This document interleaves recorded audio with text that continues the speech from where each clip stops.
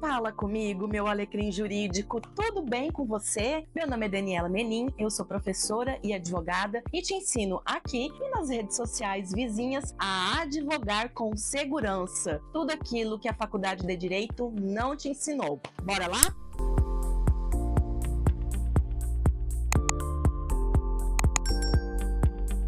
O vídeo de hoje é muito especial. Eu vou contar para você o que eu tive que fazer para ser aprovada depois da 8ª tentativa no exame da Ordem dos Advogados. Então fica comigo até o final, deixa seu like, compartilha, manda para alguém que também precisa saber disso. Bom, eu já contei aqui também nas minhas redes sociais que eu nunca fui uma boa aluna. Eu era, na verdade, uma aluna bem medíocre na faculdade. Eu estudava assim só para ter média mesmo, só para passar. Eu nunca fui uma aposta, nem mesmo uma aposta minha. Quem olhasse para mim não achava que eu ia servir para alguma coisa, que eu ia ter assim um futuro brilhante e que eu ia chegar aonde eu cheguei. Eu já contei também que o meu único objetivo de vida no momento que eu fazia faculdade era casar com o namorado que eu tinha na época. Era o meu projeto de vida, que graças a Deus não deu certo. Isso não é projeto de vida para ninguém, né? Mas enfim. Então, eu estudava assim bem meia boca. Eu até cheguei a prestar o exame da ordem quando eu estava na faculdade e uns 6 meses logo após da minha colação de grau. Mas obviamente eu não dava muita importância para aquilo, porque eu não tinha essa mentalidade que eu tenho hoje, ou seja, de me preparar para ter uma carreira jurídica, muito menos para ser advogada. Eu trabalhava no comércio e eu morava com os meus pais, então eu tinha meu dinheiro que servia apenas para os meus gastos pessoais, então eu não me preocupava com pós-faculdade. E a minha família também não me cobrava. Ela não me cobrava, mas também ninguém nunca me disse, olha, você tem que pensar na sua carreira, você tem que pensar o que você vai fazer depois da faculdade. Na verdade, eu me formei com 21 anos. Eu era muito nova, eu acho que eu tinha que ter entrado na faculdade com essa idade. Mas enfim, então depois que eu me formei, eu continuei trabalhando no comércio onde eu trabalhava, que na verdade era uma franquia da Elos, que tinha aqui na minha cidade, em Dourados, e eu fiquei por mais ou menos um ano. No fim desse ano, terminou esse tal namoro e eu decidi junto com uns colegas meus, com mais 3 colegas de faculdade, de que eu iria junto com eles para o interior do Mato Grosso tentar a vida. E aí eu fui parar em Sorriso, no Mato Grosso. A gente tinha assim a ilusão de que ia abrir um escritório de advocacia, mas eu não tinha nem OAB. Então, na verdade, eu ia ficar ali meio que de tapa-buraco. Eu fingia que ia trabalhar e eles fingiam que acreditavam e na minha cabeça, assim, tava tudo bem. Era isso que ia acontecer. Obviamente que depois de muito tempo, a gente chegou em Sorriso, a gente se desentendeu, todo mundo se entendeu, cada um foi para um lado. E quando eu estava ainda no 2º ano da faculdade de Direito, eu comecei a trabalhar com jornalismo. E eu trabalhei por muito tempo com jornalismo. Na verdade, eu trabalhei 12 anos com jornalismo. Quando eu cheguei em Sorriso, eu continuei a trabalhar com o jornalismo. E isso me deu uma profissão por muito tempo. Então, eu também não me preocupava com o exame da ordem ou então com ser advogada, não pensava em ser advogada. Mas é obviamente que o jornalismo não me dava lá muito dinheiro, não dava a vida que eu queria ter. Na verdade, eu pagava para trabalhar praticamente. E no final de 99, a minha mãe e meu pai se divorciaram. Minha mãe morou 1 ano no Rio Grande do Sul e depois ela foi morar comigo em Sinop. Eu já tinha me mudado de cidade, eu estava trabalhando em Sinop. E aí eu achava que eu tinha que dar uma vida um pouco melhor para minha mãe e ter uma vida um pouco melhor também. A gente passou por períodos assim muito difíceis, de muita escassez mesmo. E eu sempre ficava com aquilo na cabeça, poxa, sou formada em direito, não vou exercer, né? Eu achava que a advocacia realmente dava dinheiro, né? Eu tinha essa ideia de que a advocacia dava dinheiro e de que ia ser aquilo que ia me levar para uma vida melhor. E aí, então, quando eu estava trabalhando com jornalismo ainda, eu fui trabalhar na prefeitura de Sinop, ser assessora de imprensa do prefeito de Sinop. E nesse momento, eu conheci, então, a primeira dama da cidade, que é a minha grande amiga Renata Leitão. A gente começou, a gente estreitou muitos laços, a gente acabou desenvolvendo uma amizade muito sólida. No final, na verdade, entre 2004 e 2005, eu acabei passando por 4 empregos no jornalismo e fui demitida de todos. Então, eu imaginava que estava acontecendo alguma coisa que eu tinha que prestar atenção para eu entender o que é que eu tinha que fazer da vida mesmo. Em 2003, eu me converti numa igreja evangélica. Hoje eu não sou mais evangélica e esse vídeo não tem intenção de fazer proselitismo, mas só para você entender o que aconteceu. E eu comecei assim a me envolver muito, né, nas atividades da igreja e comecei a desenvolver um relacionamento com Deus muito sólido também, muito consistente. Enfim, e eu sempre pensava, eu sempre pedia para Deus que eu queria ter a ideia que Ele tinha de mim, que eu queria me ver como Ele me via. E eu sempre achava que Deus me via assim, muito inteligente, muito capacitada, muito bem-sucedida, mas eu não me via dessa forma. Entendi, eu achava que essa era uma ideia que Deus tinha de mim, a meu respeito, mas eu não me via dessa forma. Na verdade, a minha autoestima era muito baixa e a capacidade de eu acreditar em mim mesma era zero, praticamente zero. Então, depois que eu perdi o emprego 4 vezes, eu falei, não, vou voltar a estudar para o exame da ordem. E eu tinha prestado, nesse meio tempo ali, do final da faculdade até esse momento, eu já tinha prestado por 6 vezes. Mas assim, tinha estudado muito mal e porcamente, eu só resolvia umas questões e eu achava que isso era estudar. Eu não tinha a ideia de que se eu estudasse, me empenhasse mesmo, eu iria realmente passar no exame da ordem. E aí eu fiz uma coisa que eu até então não tinha pensado. Eu peguei uma das parcelas do meu seguro-desemprego e eu paguei um curso que era transmitido via satélite, mas ele era reproduzido na Escola Superior da Advocacia lá em Sinop. Esse curso ele era preparatório para a primeira fase da OAB. E eu comecei a estudar. Quando eu fui no curso, eu tava sozinha na sala. Aí eu falei, não, eu não vou conseguir estudar sozinha. Só tinha eu assistindo o curso. Aí eu peguei e liguei pra Renata, pra essa minha amiga. Falei, Renata, a Renata também era bacharel em Direito, mas ela também não tinha passado no exame da ordem. Falei, Renata, vamos estudar? Eu tô fazendo um curso aqui preparatório pra OAB. Você não quer vir estudar comigo? Ela falou, vou sim. E na época a Renata tinha tido o primeiro filho. Ele tava com 3 meses. Ela levava o menino, o José Adriano, pra estudar com a gente. Levava no bebê conforto e deixava junto com a gente. A gente trocava a fralda do menino no intervalo, dava mamadeira, enfim, era isso. E começamos a estudar. E a gente estudou do jeito que a gente achava que tinha que estudar. E eu achava até que a gente estava estudando bastante. Vamos prestar a prova da OAB. Eu nunca tinha estudado tanto. E eu nunca fui tão mal. Tinha que acertar 50 questões. Eu acertei 19. Eu fiquei tão frustrada, eu fiquei tão decepcionada comigo mesmo, que eu falei, nunca mais vou estudar para essa porcaria. Mas aí, eu continuava com esse sentimento de que eu tinha que fazer algo por mim. De que eu tinha que dar o sentido que a minha vida tinha que tomar. Até então, eu sabia que eu tinha que estudar, mas eu tinha, fracassado em mais um exame. Esse era a minha 7ª tentativa. Até minha mãe falou pra mim assim, eu espero que você tenha um plano B. E eu não tinha plano B. Na verdade, eu tinha 2 planos. Como eu estava muito envolvida com os trabalhos da minha igreja, a minha igreja decidiu que queria me mandar, então, estudar teologia no interior de Goiás, num seminário chamado Seminário Presbiteriano Renovado Brasil Central, fazer uma graduação em teologia para quando eu voltasse, eu trabalhasse na igreja. Era um curso de 4 anos. Mas eu falei para Deus que eu não queria ir como uma fracassada, como alguém que não deu nada certo na vida. E aí decidiu então fazer teologia para poder trabalhar na igreja. Esse, na verdade, era o plano principal no momento. Só que eu não queria ir então como alguém que tivesse fracassado. Um belo dia, depois de 1 semana, eu já tinha lá dado tempo de chorar bastante.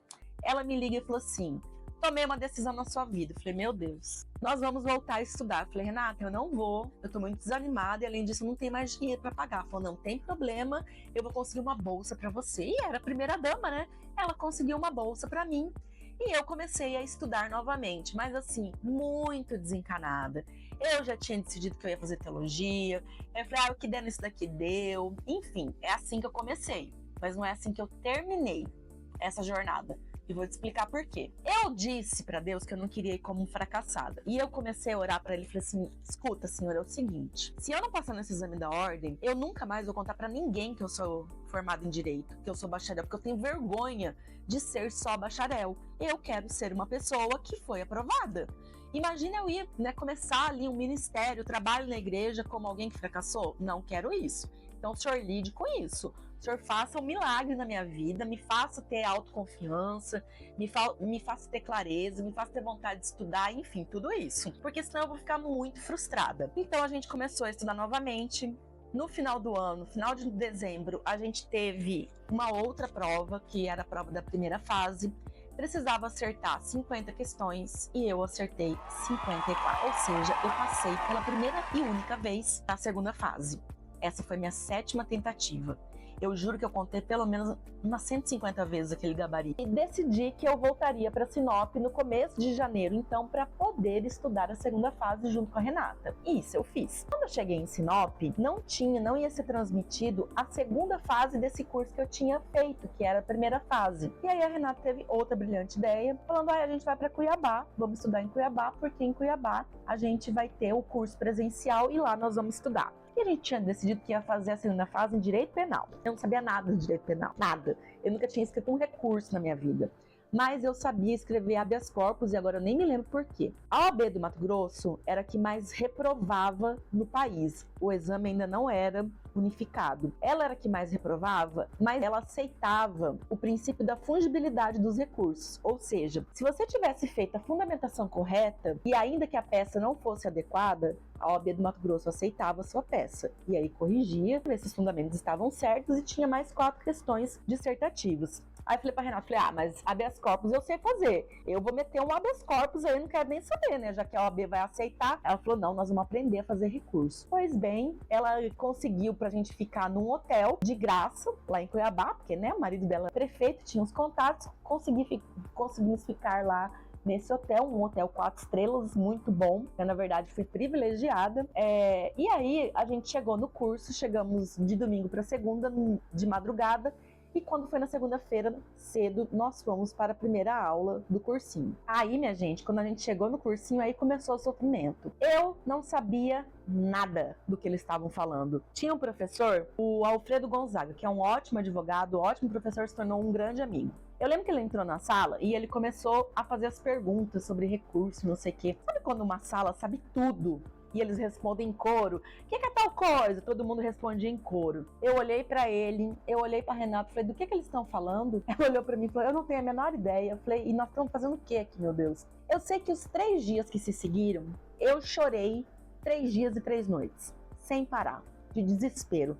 Falei, Deus, o que eu tô fazendo aqui? Eu não tenho nem roupa pra estar aqui, meu Deus do céu. Eu não sei do que essas pessoas estão falando. Eu tô totalmente desacreditada nisso daqui. Eu quero ir embora. Eu quero ir. As aulas já tinham começado lá no seminário, né? Onde eu iria estudar pelos próximos 4 anos. Falei, não, eu quero ir embora. A Renata, calma, fica tranquila, tudo vai dar certo. Eu falei, vai dar certo o quê? A gente não tá entendendo nada que eles estão falando.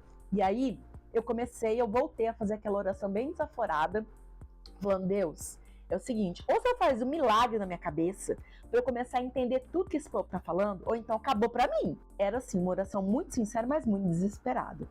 Eu sei que foi, o primeiro dia eu chorei, segundo dia eu chorei, terceiro dia eu chorei, no 4º dia eu fui pra aula. O professor fez uma pergunta, e aí eu fui a única que levantou a mão e respondeu. Não lembro nem o que era a pergunta, muito menos a resposta. Eu sei que todo mundo olhou pra mim, a gente sentava assim, encostada na parede, assim, na primeira fila, e eu olhei pra turma, assim, tava todo mundo me olhando, tipo assim, quem que é isso daí? Da onde? Me perceberam pela primeira vez. A Renata olhou pra mim e falou, como é que você sabe essa resposta? Eu falei, ué, não sei, deve estar na apostila. Ela falou, não tá. Eu sei que nesse momento, parece que a minha cabeça fez assim, abriu. O milagre que eu tinha pedido para Deus, eu tinha certeza que ele tinha acabado de acontecer. Eu comecei a entender. Eu e a Renata, nós começamos a estudar de uma maneira tão louca e desenfreada que a gente passava 16 horas por dia estudando. A apostila era grossa assim. No final do curso, nós éramos as únicas a ponto de responder tudo. Nós éramos as únicas que tinham respondido tudo. O pessoal ligava no hotel, o pessoal do cursinho, para perguntar pra gente quais eram as respostas daquilo que estava ali na apostila. Tinha uns plantões de escrita de peça dessas processuais. Foi a primeira vez que um professor falou que eu escrevia bem. O professor olhou para mim e falou assim, você já trabalha com isso? Eu falei, não, nunca trabalhei. Ele falou, nossa, mas você tem retórica, você escreve bem. Eu falei, gente, não é possível. Ele deve ter enganado. Eu sei que nesse tempo que a gente passou em Cuiabá estudando, eu estudei muito. Eu fiz tudo o que eu podia fazer. Eu estava ali com as condições perfeitas. Tinha destinado um tempo só para estudar. E depois disso, minha vida ia tomar outro rumo. E eu estudei muito. E eu orei muito.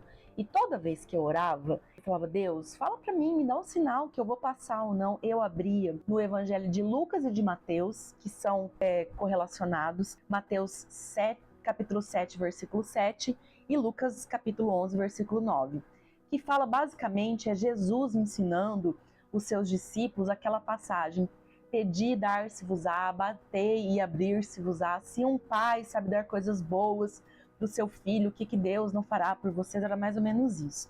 Eu falava, gente, mas parece que Deus está dizendo para mim que eu vou passar nisso daqui. Eu falei, será? Porque é meu sonho. Aí eu falava, Deus, o senhor vai realizar um sonho meu? O senhor sabe que é meu sonho. Eu preciso disso daqui para eu me sentir uma pessoa minimamente capaz de fazer alguma coisa. Enfim, passaram-se cerca de 25, 26 dias que eu fiquei estudando em Cuiabá, num calor de 40 graus do verão, e aí voltei para Sinop porque a gente ia prestar a nossa prova lá. Foi a primeira vez que eu passei para a segunda fase, lembre-se disso. E aí então entrei na prova muito tranquila, levando os meus livros. Eu nunca tinha estado tão calma na minha vida, porque esse era um dos grandes problemas que eu tinha ao fazer o exame da ordem também. Eu ficava muito nervosa. Enfim, escrevi o mandado de segurança, respondi essa última questão, ainda deu tempo de passar cola para Renata. Não conta para ninguém que eu fiz isso. Renata, artigo tal. Ela olhou para mim e falou assim, cara, da onde que você tira essas coisas? Eu falei, só vai, só escreve. Enfim, saí, né, da prova toda confiante, tudo. As minhas aulas já tinham começado lá no seminário onde eu ia fazer teologia, me mandei para lá. Aí a Renata falou assim, olha, daqui um mês vai sair o resultado, eu te ligo para dizer o que deu, né? Eu falei, tudo bem. E aí, a OAB do Mato Grosso, ela tinha uma resolução de que, como ela era a que mais reprovava no país, ela tinha feito uma resolução, quem tirasse até 5,1 na prova dissertativa, na prova prática, e entrasse com recurso, eles iriam arredondar para 6. Olha que loucura, porque 6 era a média. Ah, detalhe.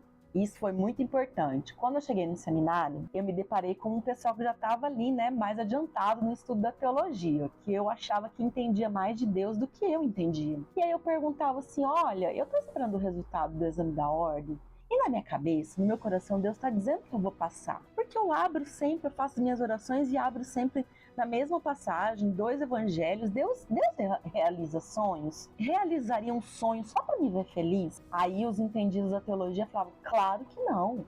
Deus só faz as coisas com propósito. Não é assim que Deus age. Eu falei, nossa, mas que estranho, porque eu tenho certeza que é isso que Deus está falando no meu coração. Enfim, corta para a ligação da Renata. Renata falou que eu não tinha passado, que a gente não tinha passado, que ela também não tinha passado.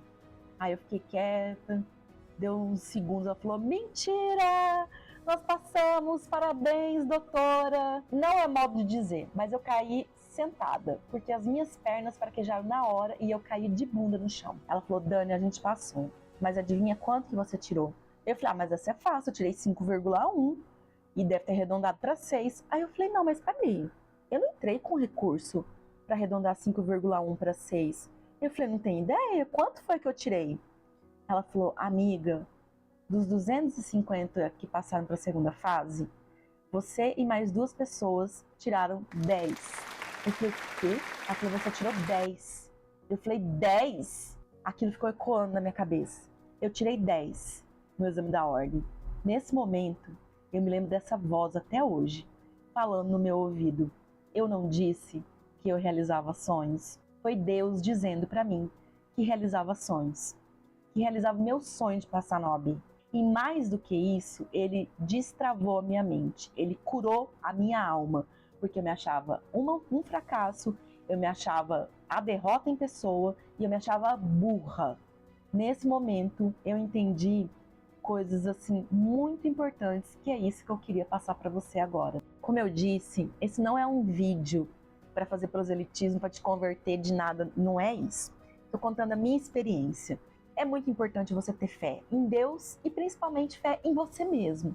Eu fiz tudo aquilo que eu podia fazer e que estava ao meu alcance. Eu tive condições ideais para só ficar estudando, me concentrar nisso, e eu fiz isso, eu não perdi essa oportunidade. Eu concentrei tudo o que eu podia, todas as minhas forças para poder passar no exame da ordem. Eu passei uma única vez para a segunda fase. mas quando eu passei, eu finalmente fui aprovada. Então, entenda uma coisa, quando algo é muito importante pra gente, como eu sei que sair da faculdade com uma profissão é importante para você também, ser um advogado bem-sucedido, uma advogada bem-sucedida, eu sei que é importante, saiba, tudo que é muito importante a gente investe. Tempo, dinheiro e sentimento. Se você não está investindo em uma dessas três coisas, então está faltando aquilo que de fato é essencial na sua vida. Invista primeiro em você. Invista naquilo que você quer. Acredite primeiro em você e faça tudo o que estiver ao seu alcance para que você chegue até o seu objetivo. E não desista até alcançar esse objetivo. Se você colocar uma meta para você, cumpra. Cumpra da melhor forma possível. Faça tudo aquilo que você puder fazer por você mesmo, porque ninguém mais vai fazer. As pessoas podem te ajudar. Eu tive uma ótima companheira, a gente estudava junto, ria junto, orava junto. Mas se você não tiver essa pessoa na sua vida, faça você por você mesmo. Seja você a sua maior companhia, a sua maior parceria. E invista tudo em você. Tenha consciência tranquila de que você fez o máximo que você podia por você mesmo. E faça o certo até dar certo. Esse é o segredo da vitória. Isso foi o que deu certo para mim. E eu me vi desafiada na vida a repetir essa fórmula várias vezes. E eu posso te garantir que deu certo em todas elas. Acredite em você, acredite num Deus que realiza seus sonhos e acredite na sua capacidade que você tem de alcançar os seus objetivos. Mas faça tudo aquilo que você puder para que você possa alcançá-los. Eu tenho certeza que você vai conseguir. Eu tenho muita fé em você. Eu sempre falo isso para os meus alunos. Eu tenho muita fé nos meus alunos. Essa foi a história do que eu tive que fazer para ser aprovada na OAB depois da 8ª tentativa. Finalmente aprovada e bem aprovada. Se você gostou dessa história, se você está curtindo o conteúdo, já deixa o seu like, ativa o sininho, compartilha com alguém que você acha que vai gostar também e me siga também nas redes sociais vizinhas e a gente se vê na próxima. Beijo!